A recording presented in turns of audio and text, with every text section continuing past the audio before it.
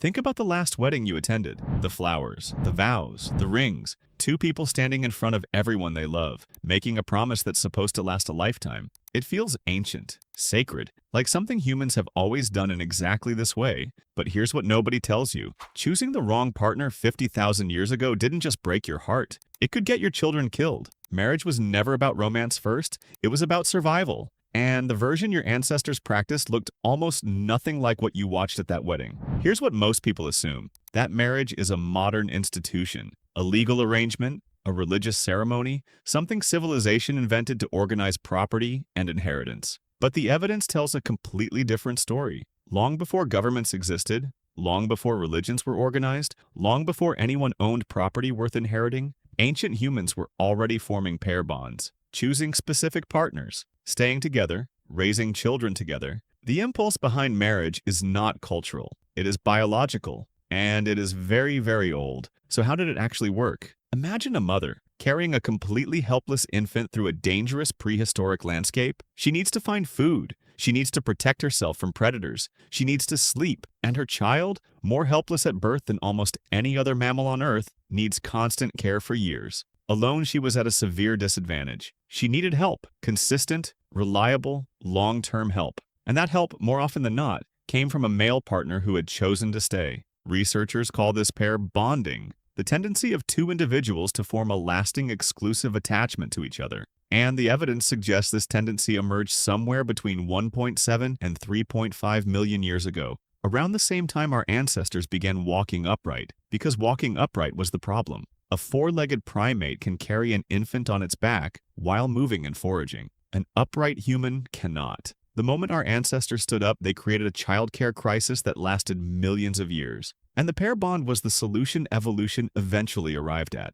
The biological evidence is written into the human body itself. Human males, compared to other great apes, show relatively low levels of physical competition with each other. Smaller canine teeth, less extreme size differences between males and females. These are the biological signatures of a species where males compete less through fighting and more through being chosen, being reliable, being present. Evolution, over millions of years, was quietly selecting for the kind of male who stayed. But staying was only the beginning, because ancient humans didn't just bond in pairs. They bonded within communities, and the community had opinions. In virtually every ancient society ever studied, marriage was never purely a private arrangement between two people. It was a social event, a negotiation, a realignment of relationships between families, between clans, between groups that depended on each other for survival. Who you partnered with wasn't just your decision. It was everyone's business. Because in a world where the group was everything, a new partnership between two people changed the social landscape for everyone around them.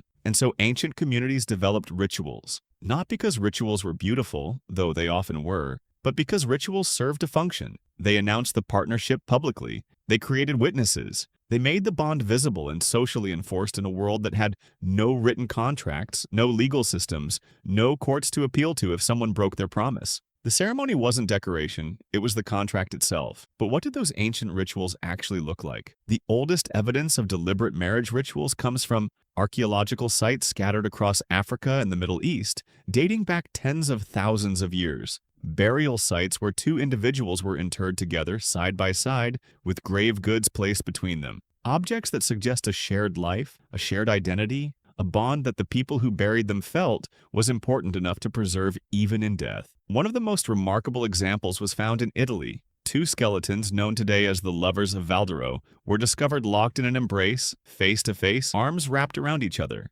They had been buried that way approximately 6,000 years ago. Someone knelt beside them and carefully arranged their bodies together. Someone placed them facing each other, as if even in death they should still be able to see one another. Someone decided that whatever bond existed between these two people deserved to be honored, marked, and remembered, long after everything else about their lives had been forgotten. That decision is older than writing, older than civilization, older than almost everything we think of as human culture. But not every ancient marriage looked the way modern people imagine. Across different ancient cultures, partnership arrangements varied in ways that might surprise you. Some ancient societies practiced what we now call serial monogamy, one partner at a time, but bonds that shifted across a lifetime as circumstances changed. Others, particularly in resource-scarce environments, had one provider supporting multiple family units. A smaller number of cultures developed arrangements where multiple men shared responsibility for one family, most common in extremely harsh environments where survival required more hands than one man could provide. What was consistent across all of these arrangements wasn't the specific structure,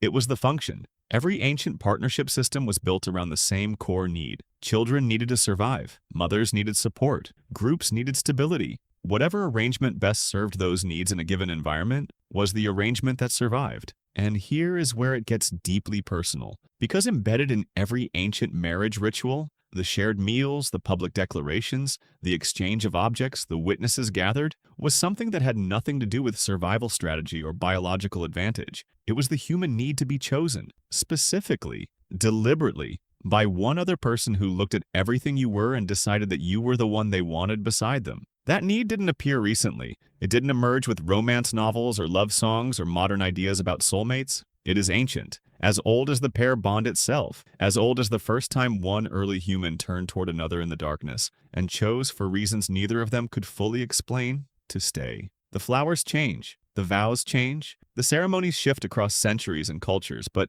underneath all of it, the thing that drives two people toward each other has never changed. Not once. Not in 3 million years. Two people, a choice, and the quiet, ancient, deeply human hope that this time, the person you chose will choose you back. That hope is not modern. It is the oldest story we have ever told. And somewhere in Italy, two people who lived and loved and died 6,000 years ago are still telling it, arms wrapped around each other, faces turned toward each other, waiting to be found.